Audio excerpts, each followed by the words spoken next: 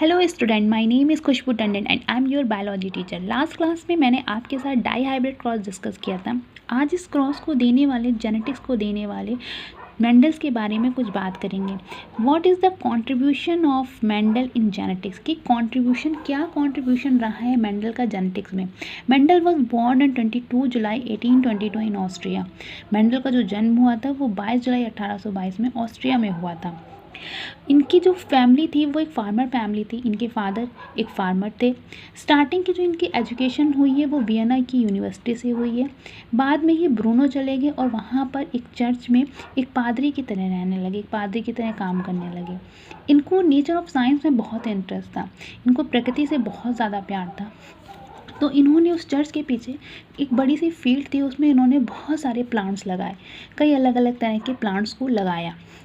ये एक पहले इंसान थे जिन्होंने ये बताया कि किस तरीके से जो पेरेंट्स के करेक्टर होते हैं वो उनके बच्चों में ट्रांसफ़र होते हैं। He was the first of demonstrate the mechanism of transmission of character from one generation to other, यानी कैसे पेरेंट्स से उन जो करेक्टर होते हैं उनके बच्चों में जाते हैं।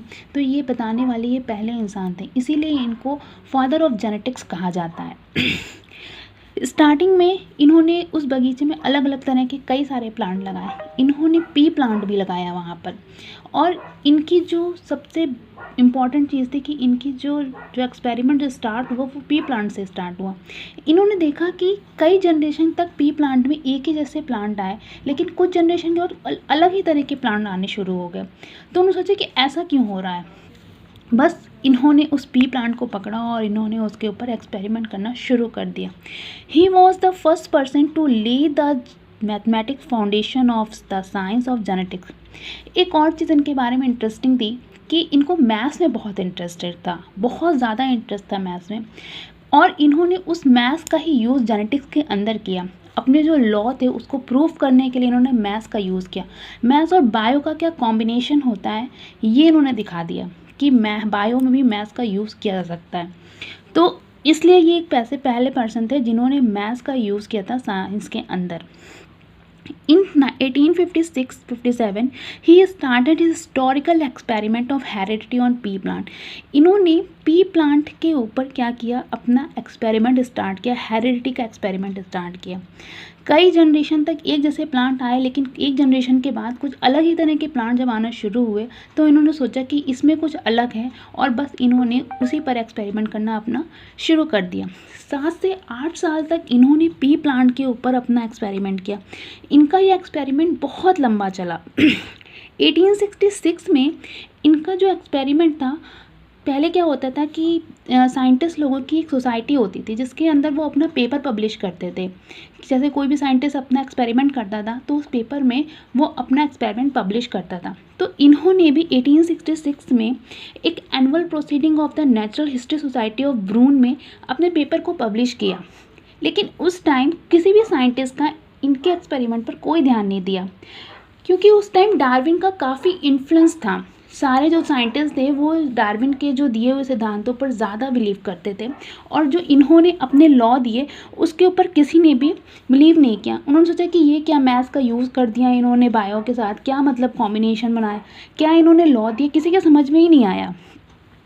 34 ईयर्स तक इनका एक्सपेरिमेंट जो रहा वो हाइड रहा। Mendel experiment hidden for 34 years, मतलब 34 साल तक इनका एक्सपेरिमेंट हिडन रहा, किसी को समझ में नहीं आया और इन्होंने अब जो अपने लॉ दिए उसे भी लोग समझ नहीं पाए। ये हमारा दुर्भाग्य था कि हम उनके दिए लॉ को समझ नहीं पाए, और जबकि उन्होंने उस लॉ को दिया भी और उसको प्रूव भी किया था। 1865-66 में इन्होंने अपने 3 लॉज दिए जो हम पढ़ते हैं। कौन कौन से 3 लॉ पढ़ते हैं हम, आपको पता होगा, लॉ ऑफ डोमिनेंस, ठीक है, इंडिपेंडेंट असॉर्टमेंट और लॉ ऑफ सेग्रेशन। ये 3 लॉ इन्होंने अपने 1866 में दिए। इन्होंने बहुत स्ट्रगल किया, बट इनके काम को कोई भी श्रेय नहीं मिला, किसी ने भी इनके काम को नहीं समझा। और आफ्टर डेथ, इनकी डेथ के बाद 3 साइंटिस्ट आए 1900 में जिन्होंने इनके काम को फिर से रिडिस्कवर किया और इन्होंने बताया कि वाकई में जो मेंडल ने लॉ दिए थे वो वाकई में यूज़फुल थे और उस पर सही तरीके से काम किया गया। उन्होंने प्रूव कर दिया कि मेंडल ने जो भी लॉ दिए थे वो एकदम करेक्ट थे, इसीलिए इनको फादर ऑफ जेनेटिक्स कहते हैं। और ये एक पहले साइंटिस्ट है जिनको उनकी डेथ के बाद नेशनल अवार्ड मिला। ये एक पहले साइंटिस्ट थे जिनको इनकी डेथ के बाद नेशनल अवार्ड मिला।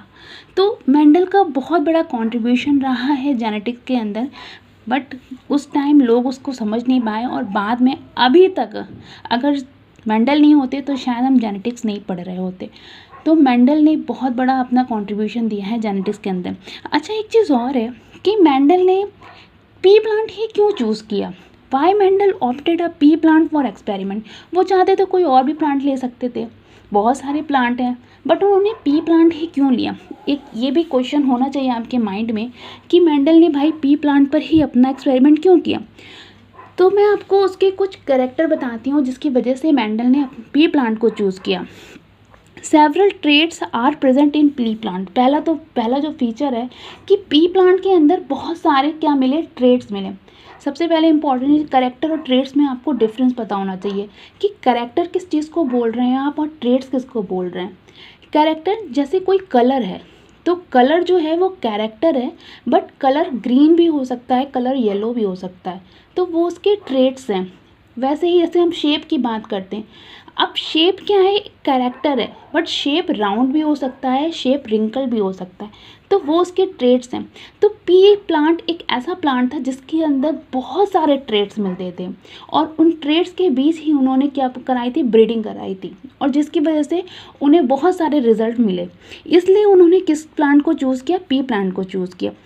सेकंड ये था कि शॉर्ट लाइफ स्पैन था, मतलब बहुत ही कम टाइम में फ्लावरिंग दे देता है। अब हम ऐसा तो कोई प्लांट चूज़ नहीं कर सकते ना कि जो 1, 2 या 3 या हम कह सकें 10 साल के बाद फ्लावरिंग करे, तो हम इतना लंबा वेट तो नहीं करेंगे एक्सपेरिमेंट करने के लिए।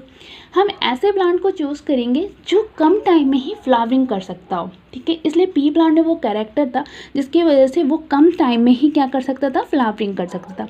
Large number of seeds are produced, बहुत सारे नंबर ऑफ सीड्स प्रोड्यूस्ड होते थे। अच्छा, मेंडल से पहले और भी कई सारे साइंटिस्ट आए जिन्होंने जेनेटिक्स के ऊपर एक्सपेरिमेंट किया, बट वो सक्सेसफुल नहीं हुए। उसके पीछे एक रीज़न था कि उन्होंने सारे ट्रेड्स को मिक्स करके उसके ऊपर एक्सपेरिमेंट करा, जिसकी वजह से उन्हें जो एक्चुअल रिजल्ट मिलना चाहिए था वो कभी मिला ही नहीं। मेंडल एक ऐसे साइंटिस्ट थे जिन्होंने एक ट्रेड पकड़ा, एक कैरेक्टर पकड़ा और उसी के ट्रेड्स पे सबसे पहले क्या किया, एक्सपेरिमेंट किया। 1 बाय 1 उन्होंने अलग अलग कैरेक्टर के ट्रेड्स पे क्या किया, एक्सपेरिमेंट किया, और इसी वजह से वो जेनेटिक्स के फादर कहे जाते हैं और इसीलिए वो इन लॉज को देने में सक्सेस हुए। बाकी और जितने भी साइंटिस्ट आए वो ये जो जेनेटिक्स के लॉ को नहीं दे पाए, क्योंकि उन्होंने सारे ही जितने भी बताए ट्रेड थे उनको सबको एक साथ एक्सपेरिमेंट किया। तो आज मैंने जो आपको बताया कि मेंडल का क्या कंट्रीब्यूशन रहा है जेनेटिक्स में, वो आपको बहुत अच्छे से समझ में आया होगा। But if you want to know more about genetics, you can do message in my comment box, okay.